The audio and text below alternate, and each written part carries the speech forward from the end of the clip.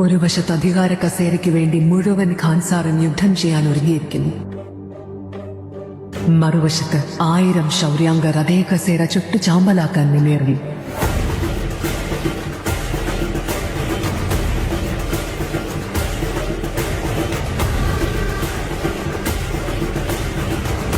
ഖാൻസാർ ചുവന്നെരിയണം.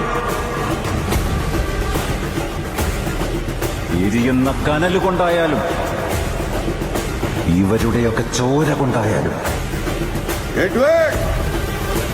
എന്റെ അച്ഛന് ഞാൻ വാക്ക് കൊടുത്തതാ, ഓരോരുത്തരുടെ കയ്യിലും ആയുധം എത്തിക്കുമെന്ന്.